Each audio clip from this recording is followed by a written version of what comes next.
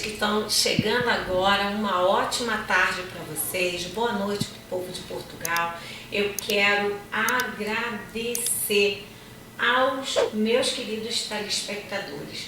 Nessa terça-feira nós vamos ter papos aqui muito interessantes e importantes para todos nós. Então, nesse momento, eu quero agradecer, eu e Ariel, pela audiência, que nós estamos tendo, cada dia mais crescendo a nossa audiência. Então, eu quero agradecer a você, que é nosso espectador, tá? Então, nós estamos dando início ao nosso programa.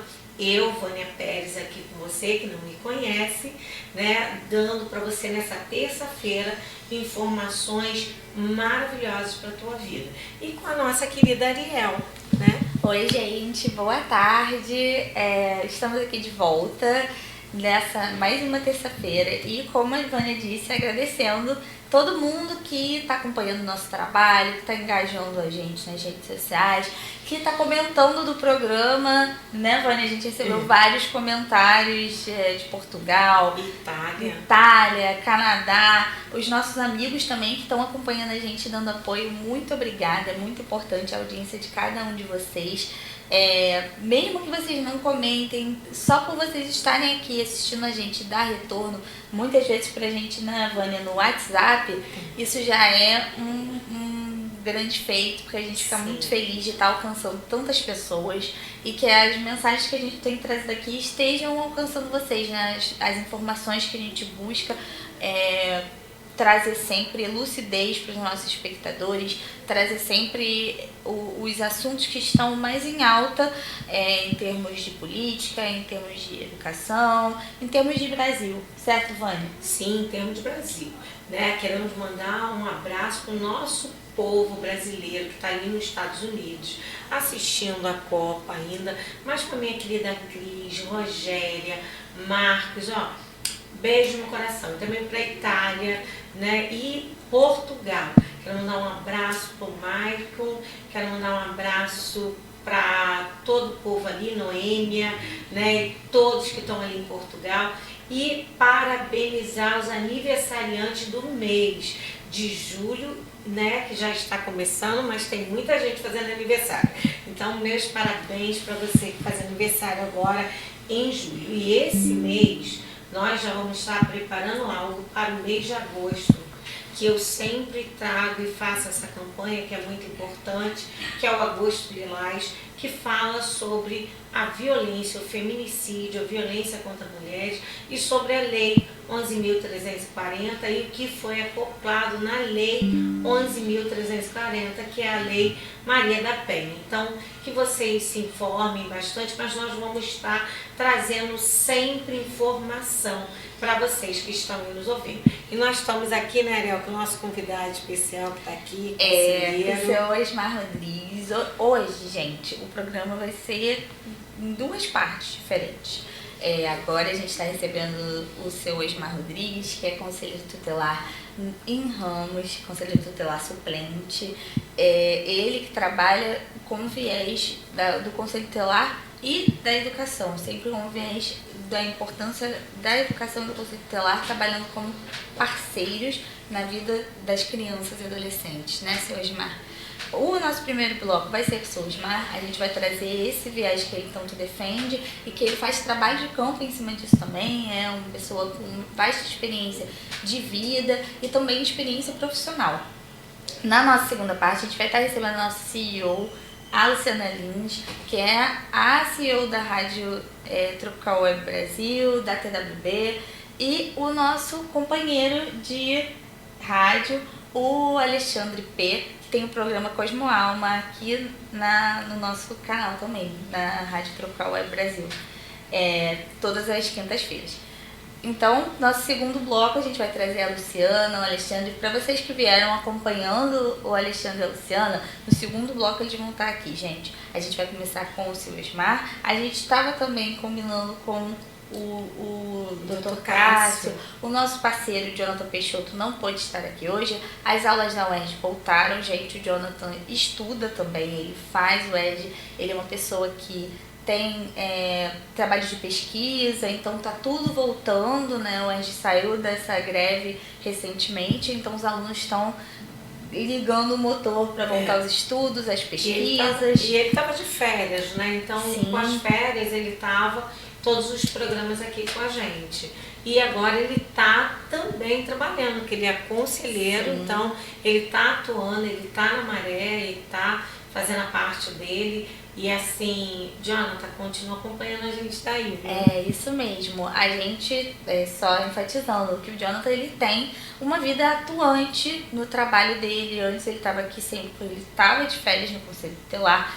E tem a vida atuante também estudantil. Ele faz parte de várias lutas ali dentro da Universidade Estadual do Rio de Janeiro.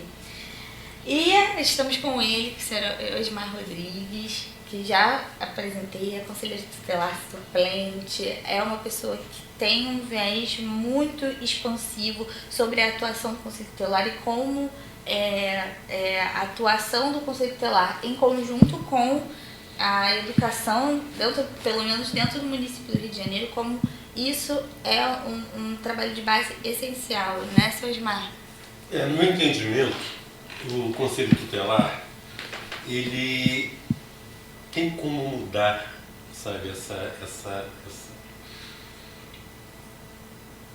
perda grande que a gente tem, sabe, tanto de alunos quanto de qualidade de ensino, essa coisa toda, por conta da violência, por conta do bullying. E o Conselho Tutelar, ele acaba muito engessado por conta de uma atuação mais focada em atendimento às demandas do Ministério Público e do Judiciário. Uhum. Eu defendo muito o Conselho Tutelar como ferramenta de apoio à educação. Por quê? Hoje, as escolas estão sofrendo muito com a questão da violência. Aí o que o Conselho Tutelar pode fazer? Tem poder de polícia? Não. Mas o Conselho Tutelar, ele como guardião dos direitos das crianças e dos adolescentes, ele tem como, sim, sabe, colocar um pouco de ordem nessa situação, tá? E o trabalho que eu faço é um trabalho de conscientização. Eu visito as escolas, eu faço um trabalho realmente de combate ao bullying, à violência. Eu foco principalmente na questão do respeito. As pessoas perguntam, qual é o tema da sua palestra? Respeito. Respeito, porque o que acontece? Você tem um professor que ele prepara um plano de aula que ele não consegue aplicar o plano de aula integral.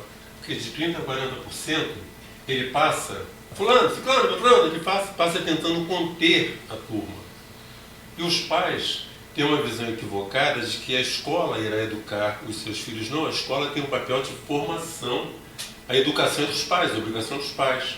Sim. Então, quando eu entro numa escola, eu faço um trabalho em primeiro plano com as crianças, eu faço palestra para todas as turmas. Depois, a escola faz um acompanhamento para ver o comportamento das crianças, em que mudou e se alguém continua transgredindo. E chamamos aquelas crianças que entram no regimento novamente. Aí, depois disso, eles voltam a incorrer na disciplina, aí a escola chama os pais. Aí eu atuo direto frente aos pais. Por quê? Os pais têm situações, por exemplo, que eles não conseguem conter as crianças em casa, então eles dão meio que graças a Deus quando a criança está na escola. Só que você não botou o melhor da sua família para a escola. Você botou os seus problemas para dentro da escola. E a escola, e tem um detalhe, ainda tem situações em que tem pais que vão tirar satisfação com os professores porque chamaram a atenção dos seus filhos. E como esses pais já vêm de um processo em que eles simplesmente veem o poder do Conselho Tutelar como algo maior, então quando eu chamo os pais que cobro deles esse comportamento, você acaba criando uma sintonia entre escola, família e os alunos. Então, por isso eu defendo o Conselho Tutelar como uma ferramenta mesmo, sabe? Uma ferramenta disciplinadora, uma ferramenta, sabe, conscientizadora, uma ferramenta que tem criança que vira para os pais e fala assim, se me encostar a mão, eu vou levar você, eu vou te denunciar ao conselho tutelar. Então existe uma ideia de que o conselho tutelar tem uma estrutura quase que policialesca. Na verdade, não temos nenhum poder de polícia. Mas as autoridades de guardião dos direitos das crianças e adolescentes, mas não existe direito sem dever. Então, quando eu chego numa escola, eu coloco para eles que o ECA não é, sabe, esse... um inimigo. Não, ele não é o protetor em sua totalidade. Na verdade, o ECA, ele baliza a questão do comportamento, né? Porque não tem essa história. Para mim, eu tenho uma visão, eu tenho 71 anos e eu sou de uma geração em que você era cobrado mesmo, tá? Então não tem essa história de que, sabe, vamos passar a mão na cabeça da criança, não, é para ela não fazer isso, dar o celular. Não, tem que ter limite. Então, quando eu entro numa sala de aula, eu falo para eles do limite. E consigo realmente, numa palestra, tenho vários vídeos sobre isso, em que eu consigo esse silêncio absoluto na sala de aula. E quando eu pego alguma coisa no ar, que eu mostro para eles que ali é o silêncio absoluto, eles se assustam, porque nem eles sabiam que era possível silêncio absoluto numa sala de aula. Aí quando eu digo para eles que esse respeito eles não devem prosmar conselheiro tutelar, e sim para o professor, né? Porque eu uso como exemplo que se os pais deles resolverem entrar numa loja de loteria e pegar um volante para tentar resolver o problema da família, é uma chance em 50 milhões de dar certo. Mas se ele entrar na sala de aula e ali ele se predispor a crescer, só ele pode derrubá-lo. Então você começa a conscientizar a criança, aí é quando você consegue, quando eu começo a perguntar, e você vai ser o que quando crescer? Você vai ser o que? Você vai ser o que? Então eu começo a colocar essa responsabilidade nas mãos deles. Por quê? Se você quer ser médico, aí eu estou numa escola pública, aí alguns acham assim, mas na escola pública não tem chance. Tem, claro que tem. Tá? Por quê? Você pega o prêmio Jovem Cientista do ano passado, eram 279 crianças oriundas de escola pública disputando o prêmio e 87 de escola particular. A capacidade de formação de um professor do ensino público não perde em nada. O que você pode ter é mais ludicidade numa escola particular. Mas, considerando esse currículo que é único... Você vai ter também uma estrutura física, muitas vezes... mas hoje você já começa a encontrar escolas da prefeitura... Reestruturadas, com laboratório. Esse projeto do Guedes, se eles levarem isso adiante, realmente com seriedade, você tem condições de abrir, porque primeiro que uma criança, pelo fato dela não ter medo de dar errado, ela consegue usar a internet com a capacidade de ser absurda, coisa assim, né? Então, se você tiver uma estrutura mínima, uma internet boa nas escolas, essas crianças têm tudo para acontecer. E eu procuro, na verdade, criar essa discussão em que depende só deles. Aí quando você começa a discutir que eu quero ser engenheiro, eu quero ser isso, aí você começa a passar a responsabilidade. Bom, se você quer ser, sabe, uma médica, você está no 6º ano, beleza. Você tem que fazer o melhor 6º ano da sua vida. Você vai ter que fazer o melhor 7º, 8º, 9º, 1º, 2º, 3º, pum! A porta da universidade se abriu para você. Sim, e hoje as universidades, elas estão abrindo com muita dificuldade, mas hoje nós temos projetos e planos que dão a abertura para os jovens de periferia, né? Como diz, de comunidade, e também dar uma chance, que muitos não sabem os caminhos. Então, quando o Jonathan esteve aqui, ele estava explicando sobre as cotas, sobre a entrada na universidade, mas também eu sempre falo que a melhor parte de um ensino é o fundamental. O fundamental, ele vai formar o adulto para chegar à faculdade, para chegar nessa faculdade.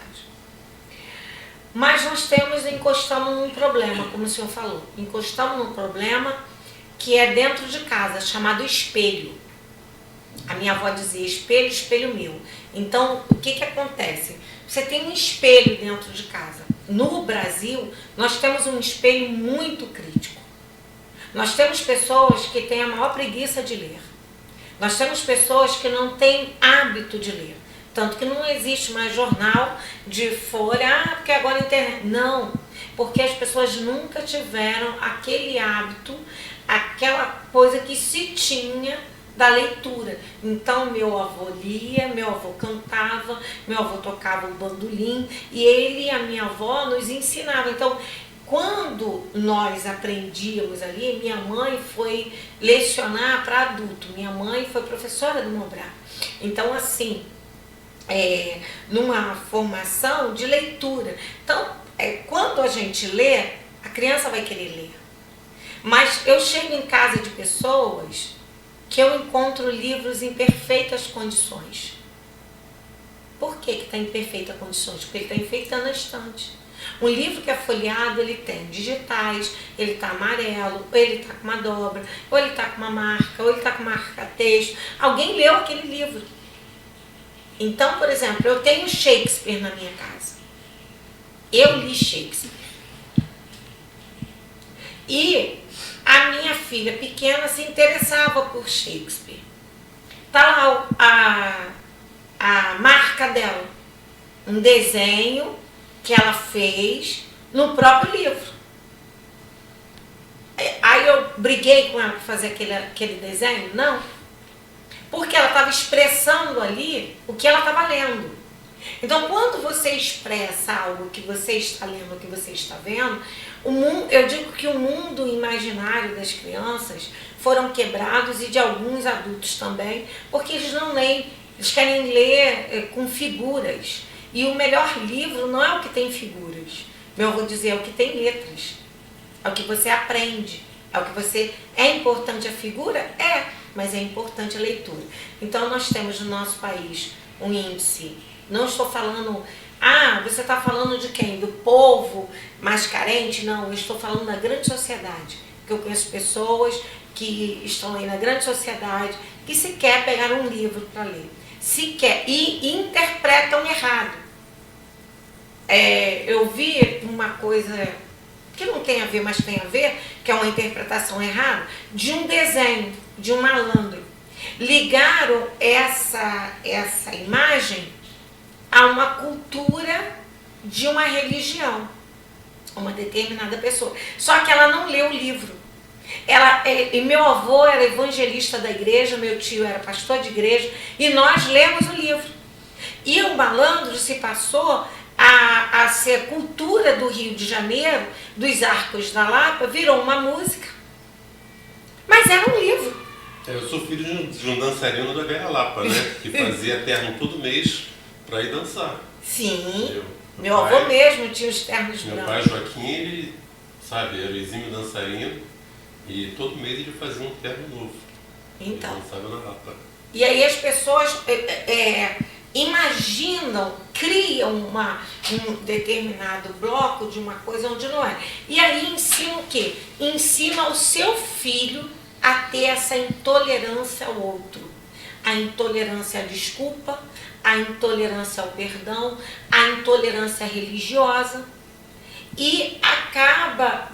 meu marido tem o hábito de dizer que meu marido foi professor, ensinou com 12 anos de idade e foi professor de faculdade, né? E coordenador de curso de engenharia. Então, meu esposo é que falava que todo mundo sabe falar, mas ler não. falar... Tem uma questão aí, trazendo para o campo da educação novamente. Aham. Eu, se pudesse fazer alguma coisa pela educação pública, eu faria um acompanhamento mais de perto para o sexto ano, Sim. que é o primeiro ano do ensino fundamental 2. Por quê? Enquanto você está primeiro, segundo, terceiro, quarto, quinto ano, você tem a figura da tia. Então tudo Sim. tia. Eles não preparam essas crianças quando elas passam para o sexto ano exatamente para aquele aumento do limite. Que você fica em sala de aula, aí sai um professor, entra outro professor. Naquele pequeno tempo é que a bagunça começa a se construir. Então, por isso que eu dou uma atenção especial para as crianças de sexto ano, porque se você conseguir fazer um sexto ano com alguns limites, com uma orientação mais apurada, de que aquele vazio da tia, aquela ausência da tia não é para alguém querer aparecer, então você consegue atacar, você ataca o bullying, atacando exatamente essa falta de limite. Sim. Que eles começam a se perder. Geralmente qualquer escola pública, a pior turma da escola é o sétimo ano.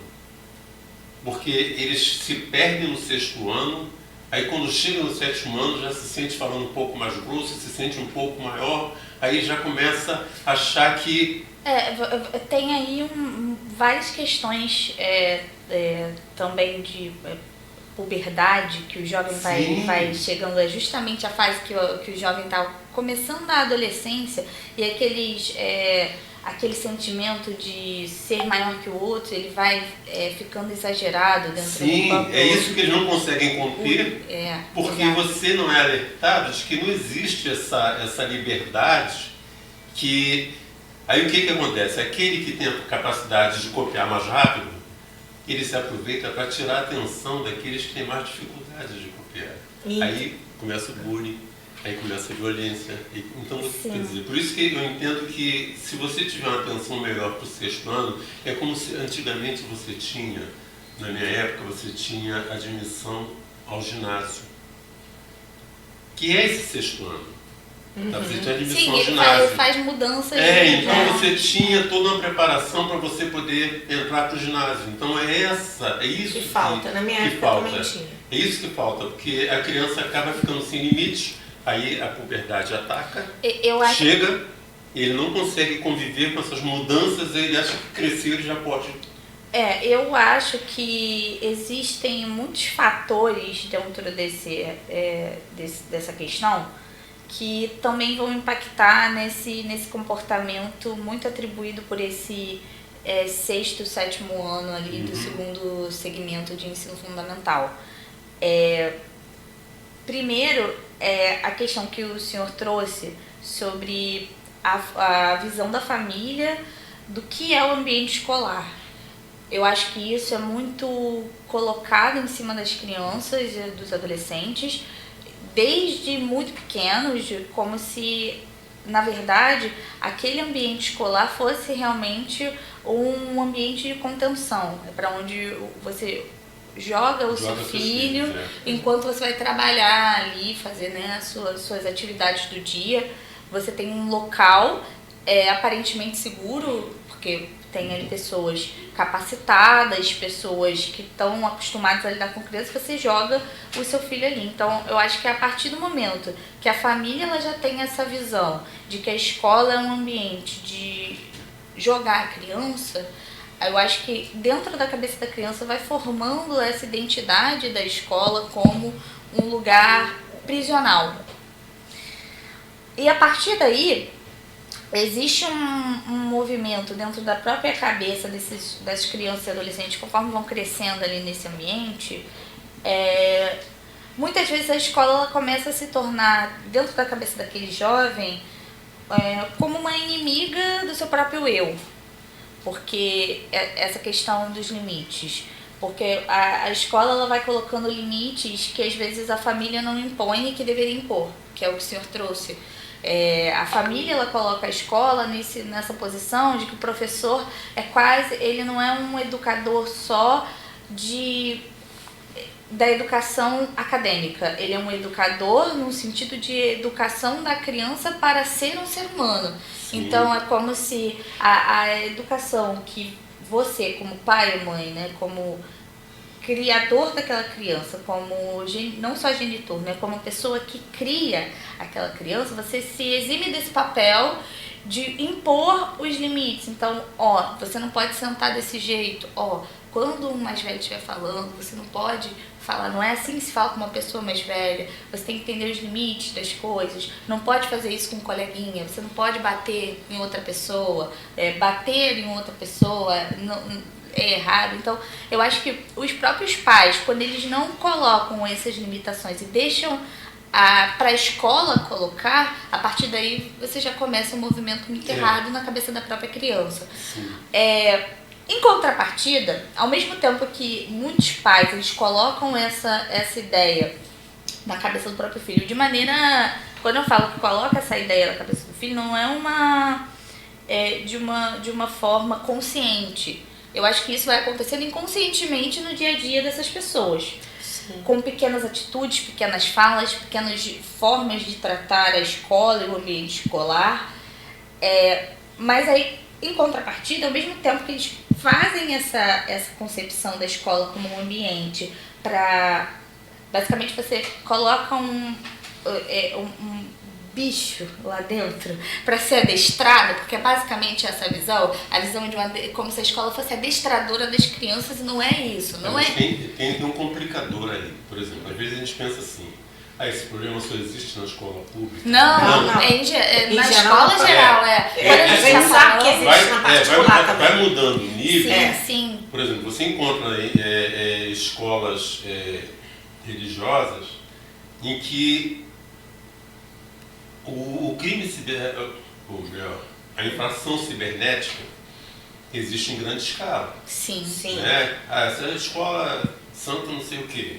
Aí você encontra lá todo um trabalho. São outros formatos. O bullying está acontecendo de outras formas. Você tem acesso a IA, você tem acesso a coisas, então você acaba tendo violências, às vezes até muito mais graves do que você encontra dentro de uma escola, sabe, no coração da maré. Até porque lá dentro você acaba tendo mais discussão que em algumas famílias você acaba não tendo essa discussão porque você tem compensações. Sim.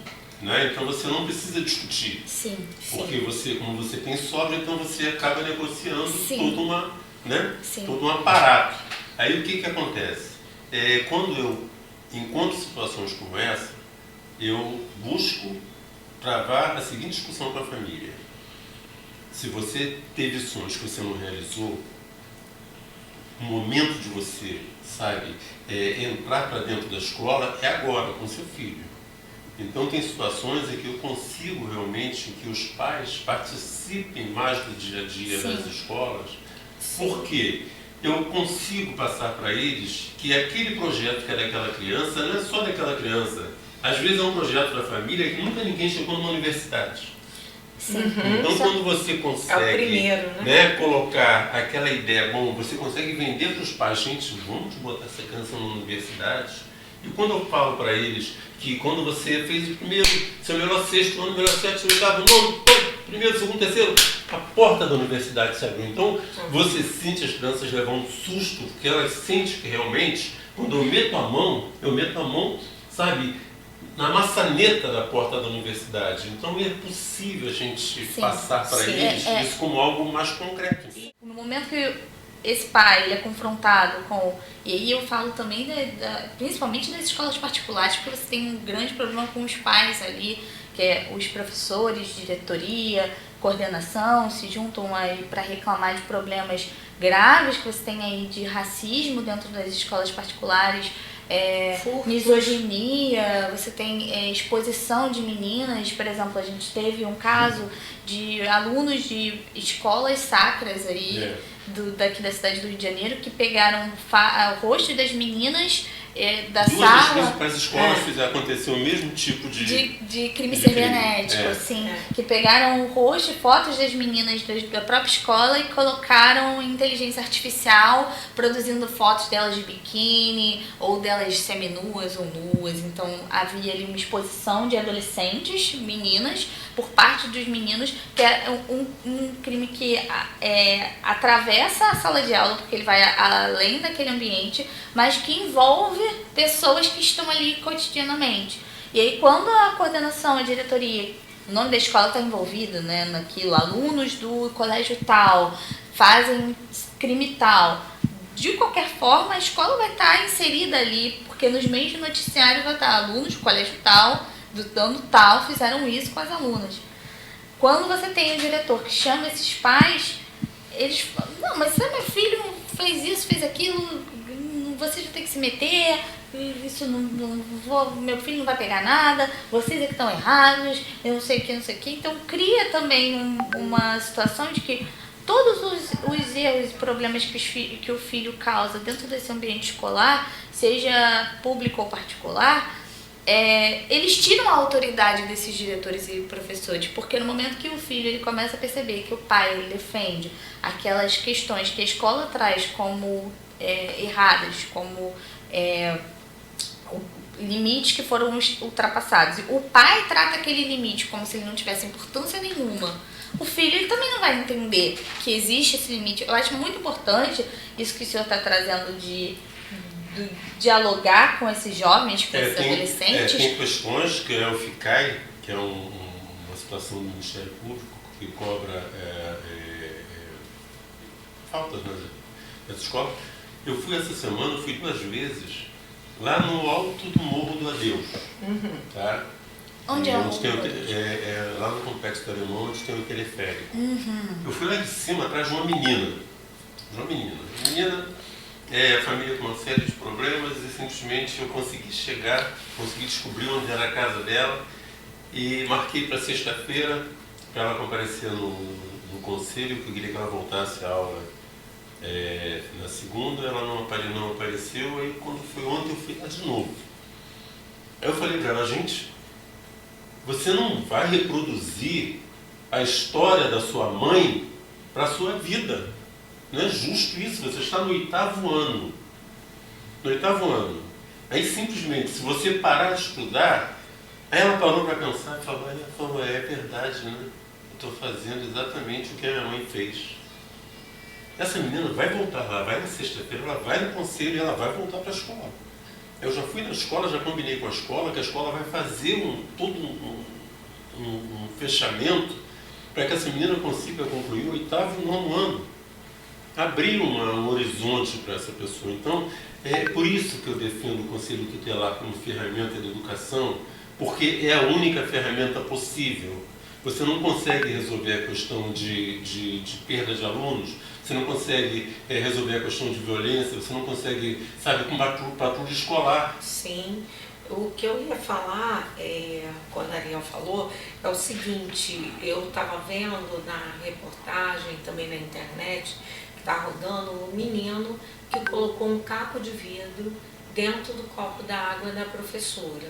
Toda a turma viu, todos aqueles meninos, aquelas crianças que estavam ali viram, a professora estava no quadro escrevendo e ele veio e coloca um caco de vidro. Então, assim, está havendo um boom na internet sobre isso, porque a turma toda, no meu ponto de vista, aquele menino que colocou, ele tem uma turminha, e aquela turminha é a que coage ou que sempre está ameaçando alguns outros alunos daquela turma, que não se direcionaram a falar com essa professora que tinha o caco de vidro no copo. Então, quer dizer, alguns adolescentes estão completamente sem limites dentro desse parâmetro do 6º, 7º ano. A mudança, é isso que você falou, do 6º ano, que tem que estar ali aquela preparação que vai à porta do ginásio.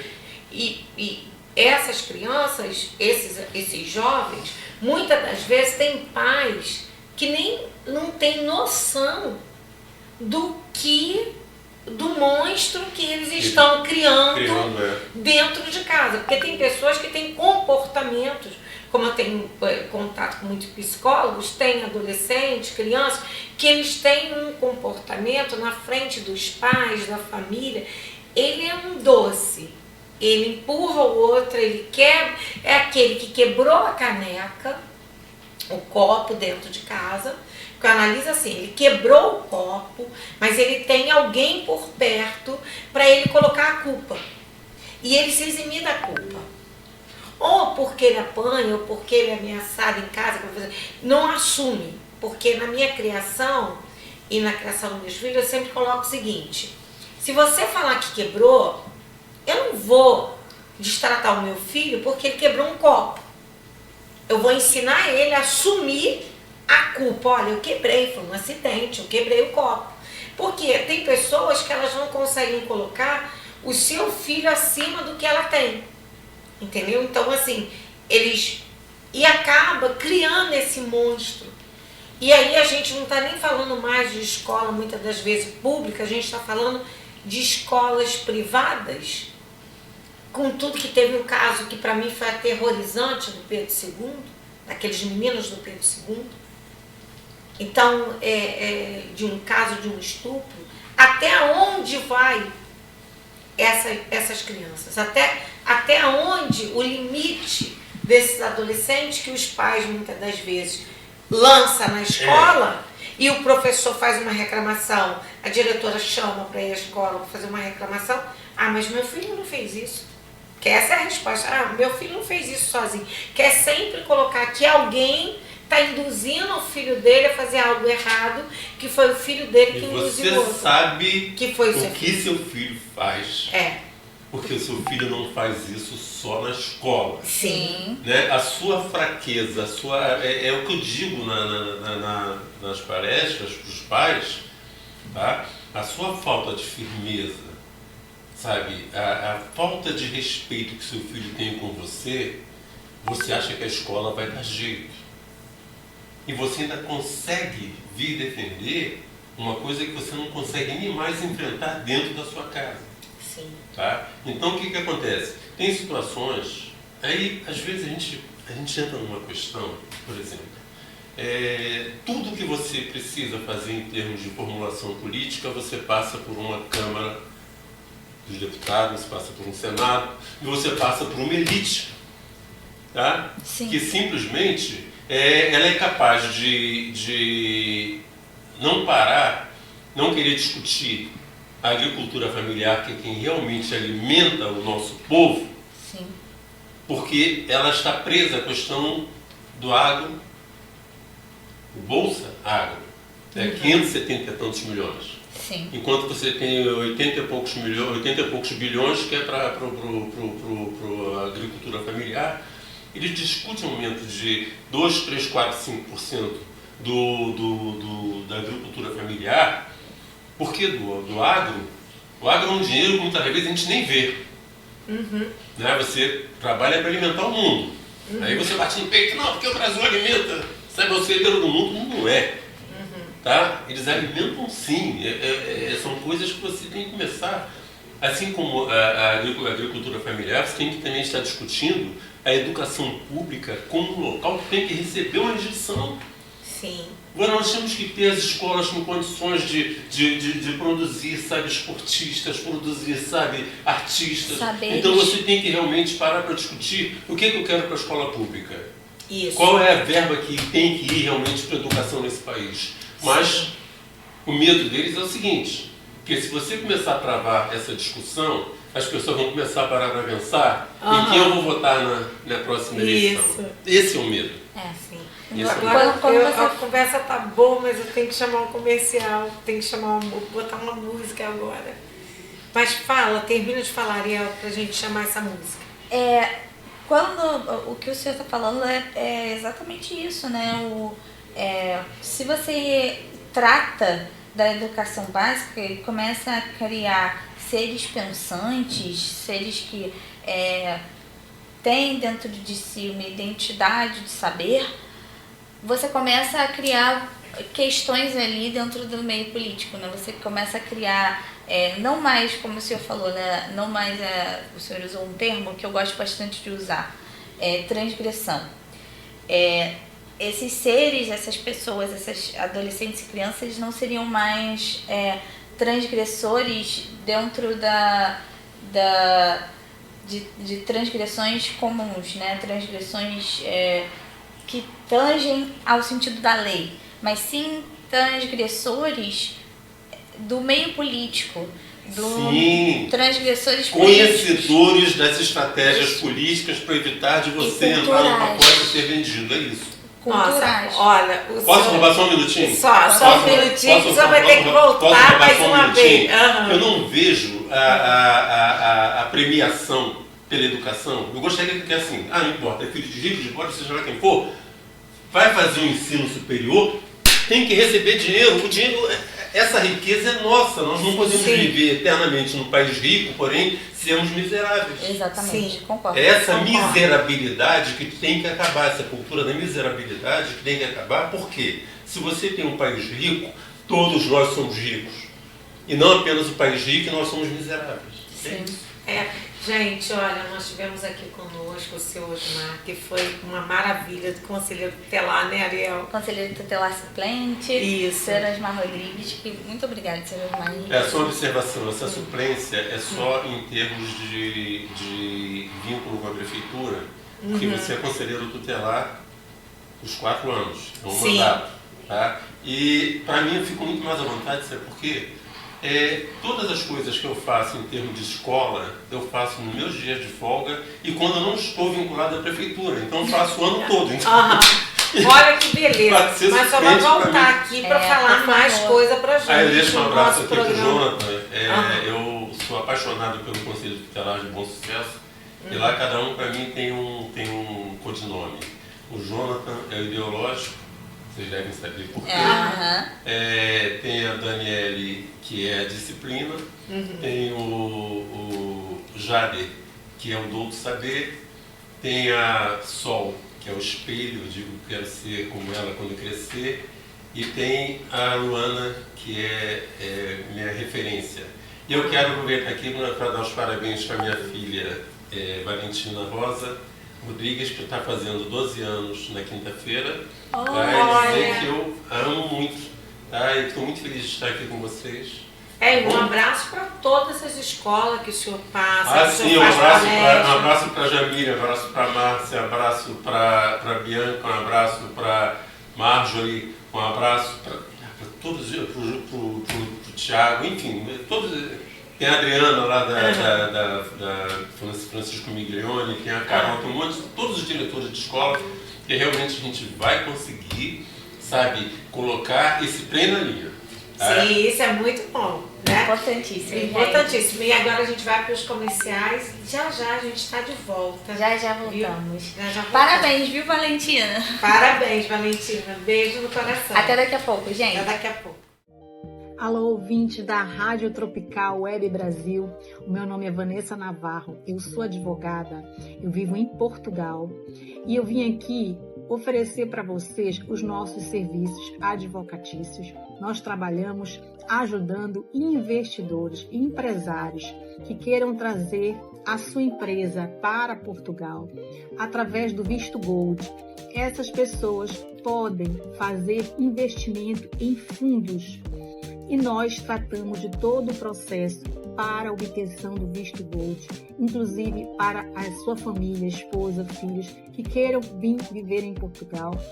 Ou, se não quiserem viver, se quiserem apenas investir em Portugal, na compra de imóveis, na construção, restauração, remodelação de imóveis, o nosso escritório conta com parceria de empresas de engenharia, consultores imobiliários e toda a equipe necessária, inclusive pessoas intermediárias de crédito em bancos, pessoas que podem conseguir financiamento para vocês. Então nós tratamos de todo o processo. Contem conosco, inclusive para obter a nacionalidade portuguesa. tá? E siga o nosso perfil no Instagram, LinkedIn e Facebook, VN Advocacia PT. Obrigada.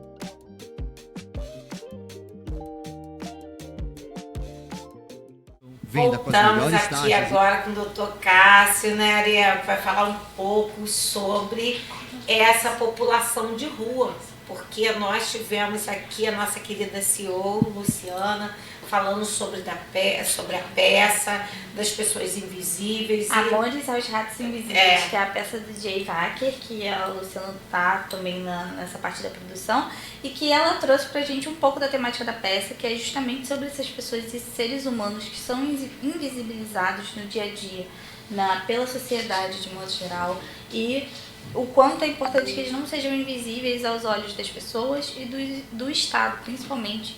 O Dr. Cássio, ele trabalha na parte da assistência social dos albergues homens em situação de rua, né, Dr. Cássio? Homens em situação de rua, então, são adultos. A gente já trouxe o Dr. Cássio aqui, a gente falou um pouco sobre idosos, sobre situação de alguns idosos que estão em situação de rua atualmente, como isso é um grande problema também, mas o Dr. Cássio, ele trata dos homens, não da faixa etária dos idosos, né, doutor? Isso. Vai de 18 a 59 anos, idade produtiva, laboral ali, só que tem muitos que não têm uma escolaridade avançada, ou tiveram conflitos no território, ou conflitos familiares que acabaram fazendo com que eles fossem para a situação de rua. Sim, e doutor, qual a importância desse trabalho de reintegração dessas pessoas? Porque existe um grande preconceito da sociedade de modo geral para pessoas em situação de rua, como se fossem sempre pessoas que não buscaram o suficiente, que não foram atrás o suficiente. Quais são os meandros que muitas vezes levam essas pessoas a estarem em situação de rua? O que o senhor mais se depara? Primeiro dizer que esse trabalho é fundamental e está de acordo com as diretrizes internacionais, seja o Pacto de São José da Costa Rica, seja os tratados da ONU ou a própria Constituição Federal, que diz sobre a dignidade da pessoa humana. Então fazer esse trabalho não é caridade. Sim. E nada mais é do que o dever do Estado. Antigamente até era caridade, feito pelas igrejas. Mas hoje em dia já viu a necessidade estatal de fazer isso política pública. Então, através de meios e ferramentas adequadas, fazer com que essa pessoa seja reinserida na sociedade. Através de saúde, educação, empregabilidade, são os principais pilares ali que fazem com que a pessoa volte e torne produtiva laboralmente. Sim, a gente precisa também de muita ajuda da parte de empresas e tal, para poder estar recolocando essas pessoas para o trabalho, né? Sim, costumo dizer que é um arranjo multissetorial, não é só o poder público que vai conseguir dar a resposta para a sociedade.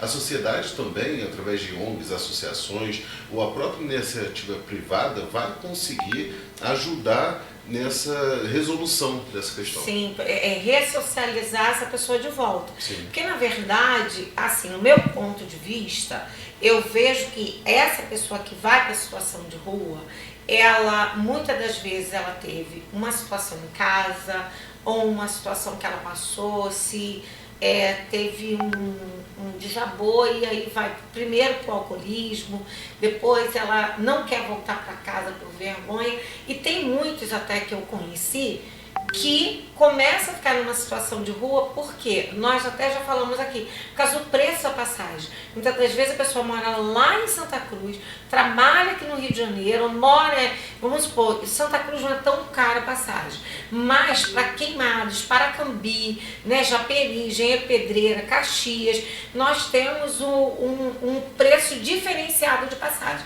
Por exemplo, um ônibus da Central do Brasil até Queimados estava R$18, agora nem sei quanto está, estava R$18. Um ônibus da Barra da Tijuca até Queimados, até Caxias, também o mesmo preço, até um pouco mais. Então, uma pessoa que trabalha ganhando R$50 por dia, ela não consegue manter 36 de passagem. Então, quer dizer, como é que fica isso? Então, muitas das vezes a pessoa fica.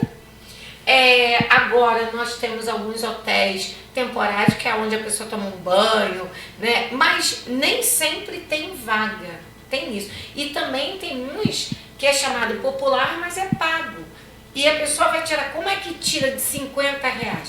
Porque assim, eu fico imaginando esse salário que a gente tem para vamos supor, um pai de família. O cara é casado, tem 3 filhos, mora lá no quintal da mãe, porque em geral é assim, dividiram a casa, então tá num pedacinho que esticou da casa para morar, e ele vem trabalhar, a mulher vai fazer faxina, ou não tem porque depois que o povo, não quer assinar carteira e chama só faxineira 2 vezes na semana, e também não querem pagar, porque tem gente que fala assim, foi para a Europa, saiu do Brasil, foi para a Europa para lavar prato ou para ser faxineira. Mas lembrando que na Europa, para ser cozinheiro, você recebe 60 euros a hora. Então, assim, você joga 60 euros trazendo para o Brasil, quem é o brasileiro que quer pagar 60 euros a hora da cozinheira?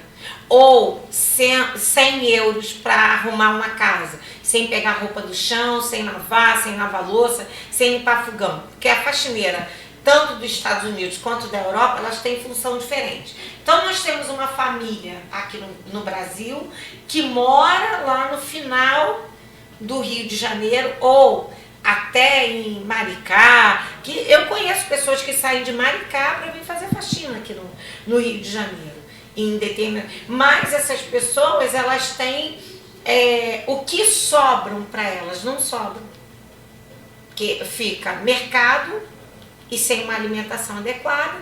Então, o cara que vem para o Rio de Janeiro trabalhar para levar o sustento para a família, ele muitas das vezes dorme na rua e é confundido com aquela pessoa que já está viciada, que teve uma anulação da família, porque a família diz, é um problema, não quero na minha casa, o outro pega, é meu problema, joga na rua.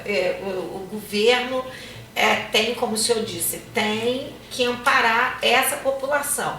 Mas qual seria o seu recado para o nosso, para os nossos governantes, tanto, eu digo, do Rio de Janeiro, mas eu conheço situações muito parecidas em São Paulo, tá?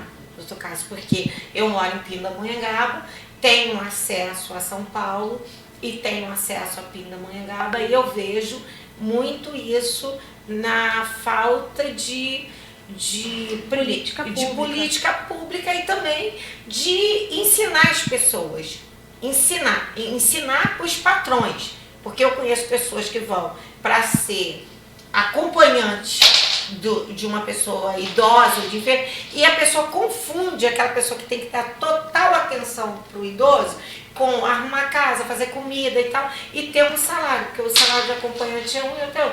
Mas que eu quero chegar nessa posição. O cara mora lá no final, paga R$36 de passagem, ele fica na rua.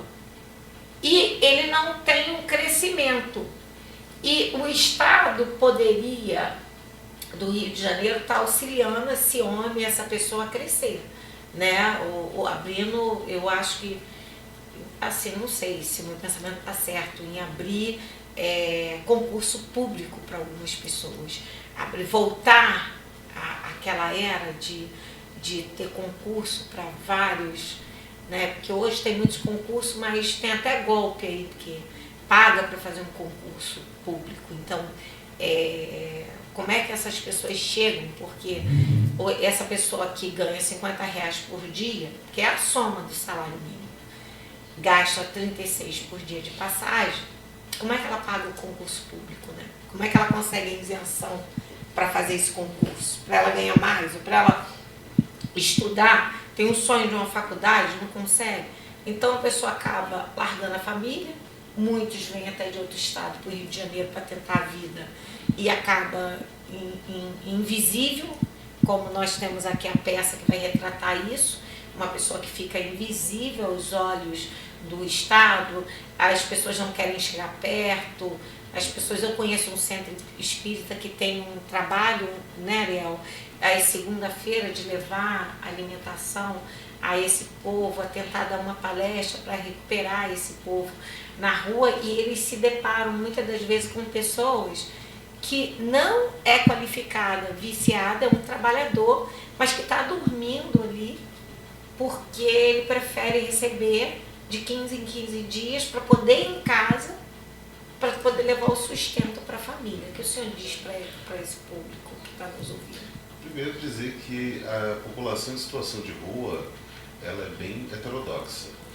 Tem as pessoas que estão em situação de rua de modo transitório, como você bem disse.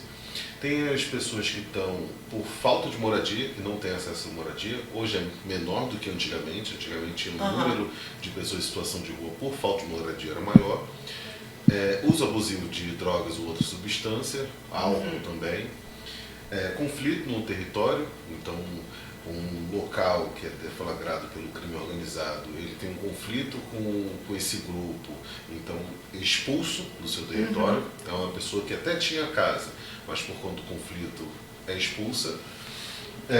Situação familiar, que também levam pessoas a isso.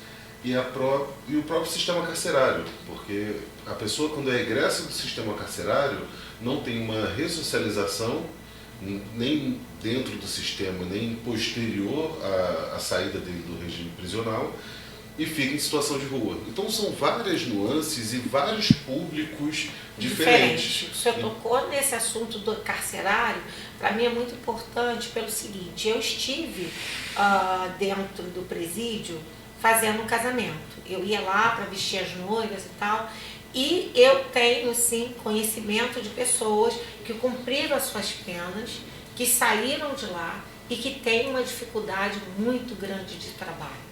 Muito grande.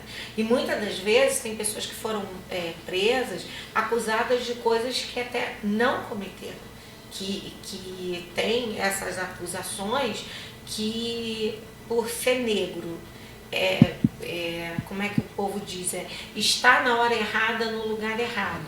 Aí você é preso por outra pessoa, acusada por estar passando, ou por uma pessoa estar ali, usuária de droga, o outro tem aquela amizade, estava lá perto, a polícia levou, está preso, eles já enquadram como quadrilha, leva todo mundo preso, sendo que aquela pessoa que foi presa, ela era inocente numa situação. E é muito difícil provar, e quando ela sai de lá, desse regime prisional, como eu conheço pessoas de Cabo Frio, que eu inclusive casei esse rapaz, ele foi condenado porque ele vinha do trabalho, ele veio do trabalho dele, ele foi aconselhar a um rapaz sair daquela vida, a polícia levou ele junto e ele hoje trabalha como pescador em Arraial do Cabo e fazendo um trabalho assim de praia porque não consegue um mercado formal de ter uma carteira assinada, de já pagou aquela pena que nem ele não cometeu, várias pessoas que conhecem ele, mas a empresa que vai contratar não sabe que aquela pessoa, a ficha daquela pessoa é extensa e o poder que tem de avaliar aquela pessoa, ela está avaliando pelo que está escrito, não pelo testemunho de outros, porque é difícil limpar o nome de uma pessoa, mesmo quando a pessoa é inocente. Eu trabalhei muito fazendo casamento e me deparei muito com isso, com essa situação. E de eu olhar, desconfiar, falar, não, esse cara tá mentindo, porque todo mundo que cai aqui no carcerário é inocente. Mas aí quando eu comecei a ver de perto determinadas situações, eu falei, caramba, realmente é isso aqui. Você vê, eu tenho um rapaz que hoje está trabalhando, que foi pro sistema carcerário, mas ele foi recontratado pelo antigo patrão dele, porque falou, não, ele nunca iria cometer esse furto do que ele foi acusado. Foi algo que foi aqui no Rio de Janeiro, numa passarela, que o rapaz estava indo embora para a casa dele e pegaram ele. Nem foi ele que assaltou, ele nem estava naquele lugar, mas levaram ele preso. O senhor deve conhecer esse caso. E esse rapaz ele foi recontratado pelo próprio patrão dele. Porque se ele estivesse hoje precisando de trabalhar, ele não teria emprego. E como isso é feito, né? Pessoa do direito. E sem emprego, como que você vai sustentar uma família? Eu acho que é isso que leva muitas dessas pessoas a estarem em situação de rua, né, doutor Cássio?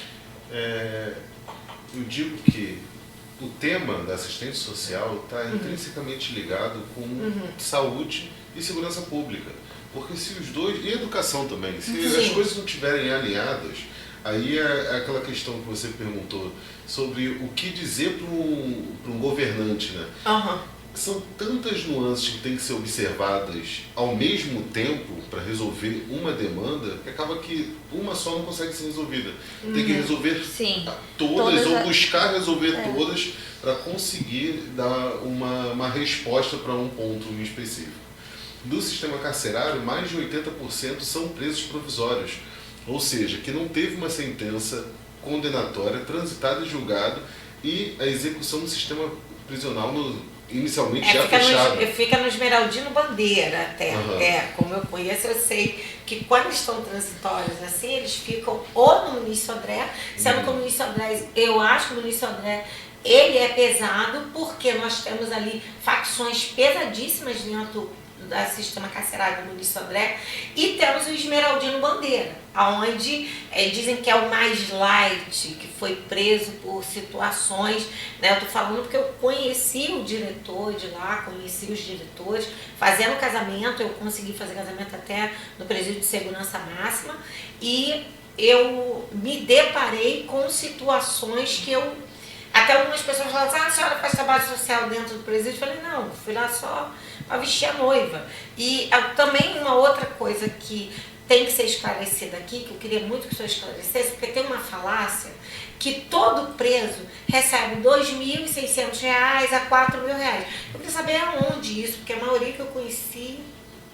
Não, esse é a bolsa que você está dizendo, que é para ajuda ao familiar e para a criança desse familiar. Mas caso essa pessoa que esteja no sistema prisional esteja contribuindo com o INSS no último ano, no ano anterior de estar preso. Ele tem que trabalhar. Ou seja, exatamente, ele tem que estar trabalhando. Mas a grande parcela da população carcerária não tem esse direito. Não tem acesso. Não faz, exatamente, não tem trabalho anterior de carteira assinada, não faz a contribuição de maneira correta. Então esse direito fica muito aquém da população, do tamanho da população carcerária que existe são hoje. duas falácias que tem, que eu sei. É essa do dinheiro, eu fiz a pergunta, o senhor está respondendo, mas eu sei, né? E a outra é que preso vota. Preso vota, porque preso... Ele não responde por ele. Então, como é que ele vai, né? Ele não responde. Então, é isso que as pessoas têm que entender, que o nome disso é fake news.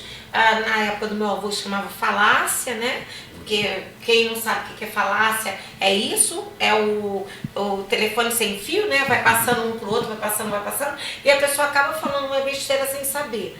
Então, assim, isso é que é muito importante, a população que está nos assistindo, as pessoas que estão nos assistindo, entender que o Rio de Janeiro ele está fazendo a busca dentro do social, né, como o senhor trabalha, dentro dessa parte de recuperação dessas pessoas para trazer no nível da sociedade, no nível de sair e conseguir trabalhar. E meu ponto é assim, eu sei que eu estou sendo vista até por Brasília, então quero dizer para Brasília, tem que se votar num salário digno para professores, para todos os funcionários. Nós temos que ter um salário digno, um salário que você possa manter a sua casa e que você possa ter um lazer. Porque o que é uma pessoa sem ir no cinema? Sem parar para comprar uma pipoca de R$7 por filho. Tem pessoas que vão dizer assim, a Vânia está falando absurdo. Não, não estou falando absurdo. Tem pessoas que não conseguem comprar um pacote de pipoca de R$7 do pipoqueiro que uma criança queira. Não pensa que está longe não, que isso está bem do lado da sua casa. Você não pensa, não, eu conheço pessoas que estão morando hoje em apartamentos que não têm esse dinheiro, porque o condomínio é R$1.000, R$1.300, R$1.200. E o cara trabalha, a mulher trabalha, a família trabalha, o filho está na escola, numa escola pública, porque o preço também da privada subiu. Então, assim, nós temos que cuidar da nossa população brasileira e da população carioca.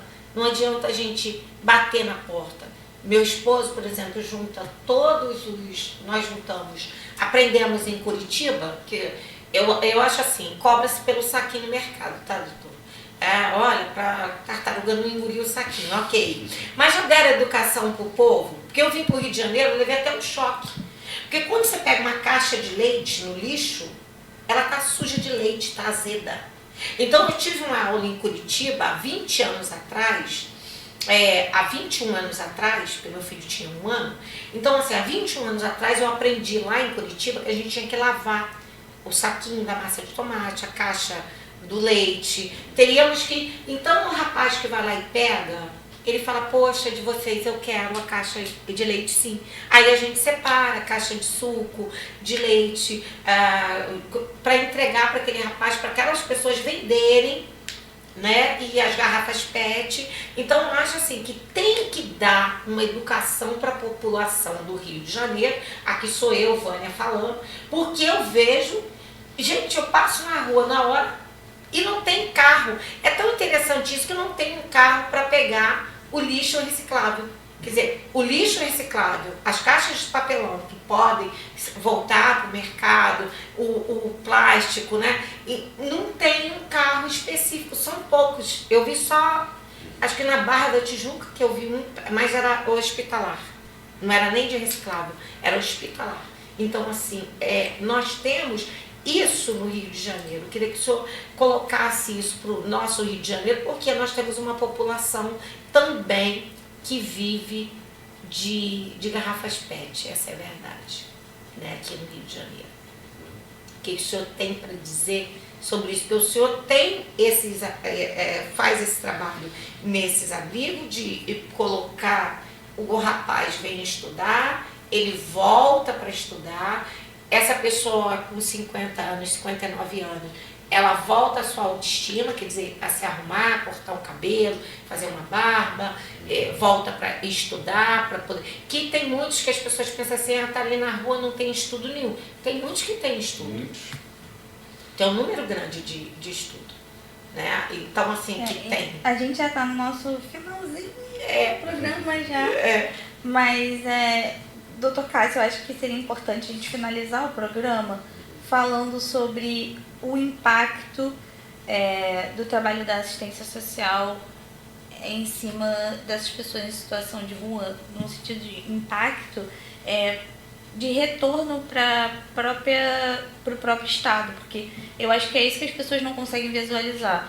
Quando o Estado ele faz políticas públicas para criar esse auxílio, essa plataforma, para que a pessoa consiga se recolocar no mercado de trabalho, é um impacto positivo para o próprio Estado que ele vai ter, sociedade. Certo? Exato.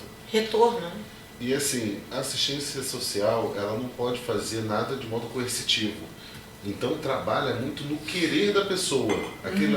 Aquele programa de conscientização, explicação do que é a política pública, quais são os caminhos que ela vai poder fazer para conseguir a sua autonomia, seja autonomia no ponto de vista empregatício, seja educacional, seja de saúde. Então, mas aí esbarra naquilo, no querer da pessoa. Sim. E aí, muitas vezes, as pessoas veem, mas olha a quantidade de gente que está na rua. Mas essas pessoas já foram abordadas pela assistente social e muitas vezes não quiseram estar na unidade de acolhimento. Então tem esse papel duplo, né?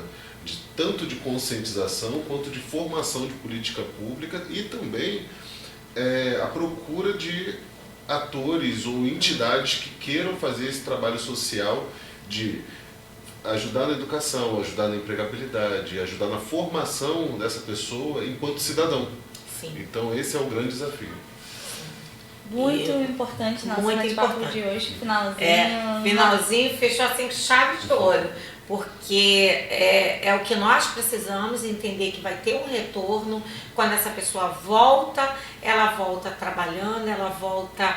É o ciclo, né? Ela volta trazendo algo e também a família, né? Porque quando eu creio assim, que uma pessoa que tem um filho, um esposo recuperado, a família se recupera. A família inteira se recupera. Exato. Então, e essa pessoa ainda pode se transformar num agente que vai transformar outras vidas, outras pessoas. Que Sim. vejo muito casos assim. É muito impactante. E colocando, gente, que a peça, né, Ariel, vai estar falando exatamente sobre isso, sobre aquelas pessoas que são invisíveis. É isso aí, Amores de Ratos Invisíveis, do Jay Wacker, está em cartaz.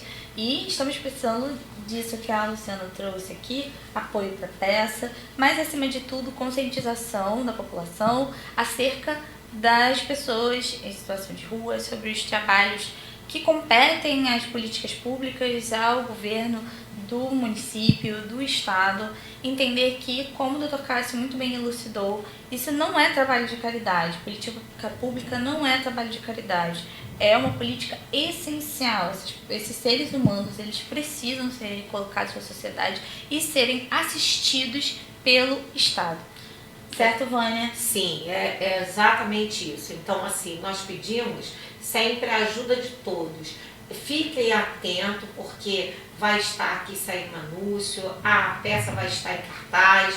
E também você que tem uma empresa que puder entrar em contato, sabe, com o Dr. Cássio, olha, qual é a pessoa que você indica, que está preparada, que pode vir trabalhar aqui conosco, né, Dr. Cássio? E qual o senhor deixaria o contato para uma empresa assim, que queira dar uma oportunidade para uma pessoa dessa? Direto com a Secretaria de Assistência Social. Sim. Tem o núcleo lá, que é uma Secretaria de Relações Institucionais, e ela faz justamente isso, essa captação e esse link do acolhido com a empresa e depois o acompanhamento, porque mesmo essa pessoa estando na empresa, a Secretaria faz uma conversa com a empresa, tem assistente social, tem psicólogo que vai acompanhando essa evolução dessa pessoa para fazer a reinserção dela. É isso aí, gente. Isso aí, gente. Obrigada. E na semana que vem a gente vai estar com a Fabiana Carini, que trabalha também com o Dr. Cássio. Ela está à frente do albergue para pessoas LGBTQIAPN+. Ela vai trazer esse ponto de vista também de uma pessoa que trabalha com pessoas em situação de rua que são dessa bandeira LGBT. E o programa da semana que vem é justamente sobre isso, sobre orgulho, sobre pessoas invisibilizadas, sobre direitos fundamentais da população LGBT. Certo, Vânia? Certo, e a Diana vai estar com a gente, né? Sim, semana que vem temos a Diana. E lembrando que amanhã nós temos o nosso programa ali, né, Ariel? Com o nosso... Do parceiro que esteve aqui conosco, o Alexandre P. A gente vai estar trazendo aí as relações dos astros para o mês de julho. Você que é ligado em astrologia, que gosta de saber de signo, essas coisas, dá uma olhadinha amanhã, 18h30, das 18h30 até 20h30. Então, é um programa bem extenso, dá pra você curtir bastante. E eu vou seguir o que ele falou. Eu ia plantar hoje, mas já vou plantar só amanhã. Não, minguante, agora não é recomendado. Então não vou plantar. Eu vou plantar porque meu avô ensinava isso, tá, gente? Aí eles tinham lua para plantar, cortar cabelo, essas coisas assim.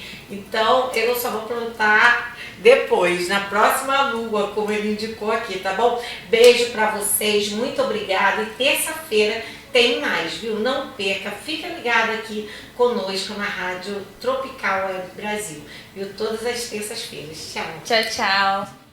Olá, eu sou a Carla Cis.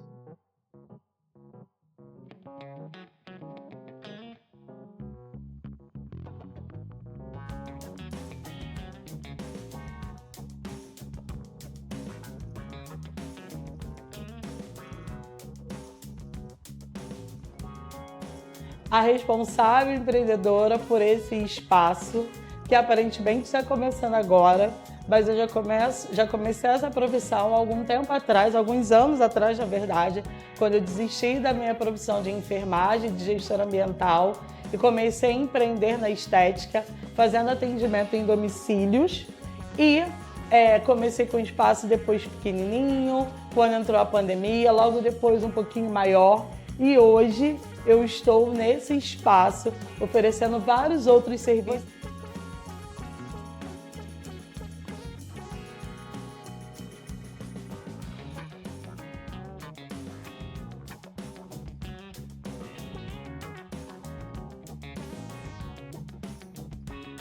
Você chegando aqui vai encontrar New Design para fazer as suas unhas, pé e mão.